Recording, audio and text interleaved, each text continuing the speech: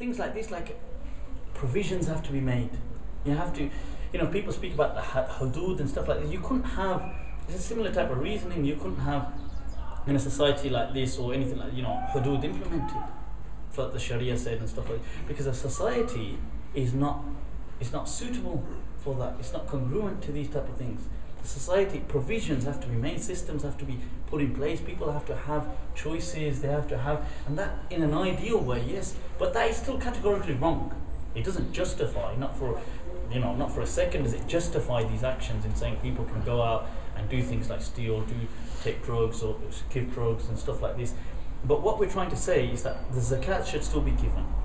They should not be, when they're giving zakat, they should not be trying to seek a reward in that. But it's just like, hopefully just trying to relieve an obligation. They definitely shouldn't be trying to sell this to give charity. That would be totally wrong from the word go, that Inna Allah tayyib wa la yaqbalu illa tayyib. Allah is pure, does not accept that which is not pure. Now, a person can't say, I'm going to steal money and give it in charity. That just is unacceptable. However, if they had a certain amount of money already, and the thing is that, well, can you give some to the poor because it's due anyway, and then they just give it, they shouldn't have that intention and they should just give it away. But these things are societal issues which really, they need huge type of interventions and solutions. They're not just, unfortunately, it's not as simple as just saying to people, stop it, and they will stop it. Unfortunately. So, that's... That would be to strive towards the establishment of something other. Yeah, absolutely. An alternative type of, or a providing system, if you like, trying to establish something which could give something like that. Inshallah. I mean, people do try. And that's all they can really do is try. Inshallah. Can I just quickly add to that? Yes. So, the drug dealer gives you zakat, you give it to the 8 categories of people that are allowed it. The point where you get the money and it disburses, does the person collecting it and giving it, do you still get the reward? Because he's not a drug dealer, he's trying to help. Yeah, I mean, the thing is, this is where we said that money does not have an intrinsic value. So when I'm talking about value, I mean it doesn't have intrinsic pure qualities to it. Like it's such a pure thing or such an impure thing. So he's still rewarded in this. So that money can still be used. Like obviously, if orphans receive this money, they can eat it. I mean, obviously, it's not about, because the whole thing is generally with zakat, the way it should be is there should be a certain amount of like the transit process kind of dilutes that as it is. People don't usually know who they're getting zakat from, and so I mean in an ideal system they don't.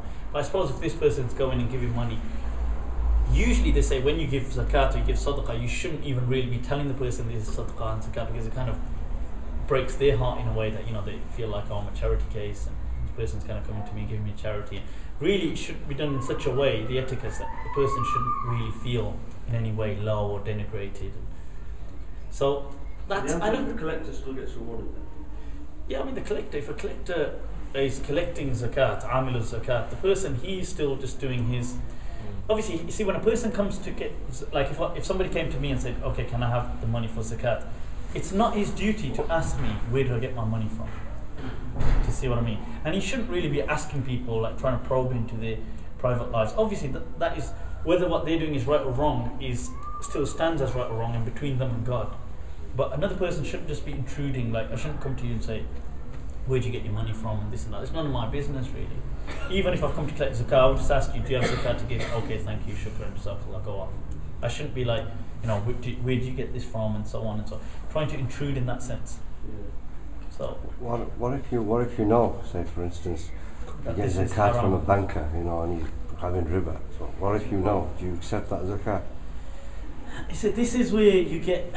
It's once again, it's one of those complicated type of. I suppose maybe but because it's zakat, and in zakat it's always the interest of the poor that is considered. However, in a normal transaction, imagine it wasn't zakat and you're just buying or selling, and you're taking money off this person, or if it's a gift to you, or if it's something like this, then the rulings maybe in an ideal situation may be different.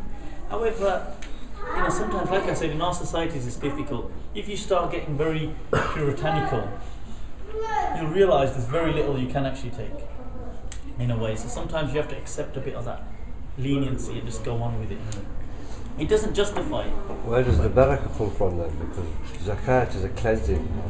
So Barakah. where does the barakah come from? There is no barakah. That's what I mean. A bit In these confused. countries. No, joking. No, I mean the barakah, inshallah. Allah, look, Allah provides. وَلَا يُكَلِّفُ اللَّهُ نَفْسًا إِلَّا وُسْعَهَا. No. Allah only, you know, he kind of makes people feel the burden of that which they can do. He's not, he doesn't give us unbearable burdens. And Allah provides barakah, and Allah is Ghafur Rahim. Do you see what I mean? And Allah's mercy is not, you know, like the Prophet, my answer to that would be, you know, like when the Prophet was asked about something, about the mercy of Allah, and he said, you know, he said to him, لَقَدْ ضَيَّقْتَ وَاسِعًا.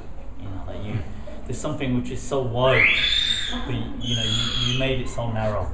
It's the mercy of Allah. Like the mercy of Allah and the barakah of Allah, which is coming from Allah, is not a narrow thing, and it's for us all.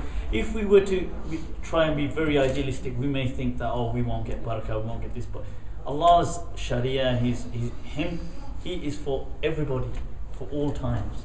So including our time, including times that will come after us.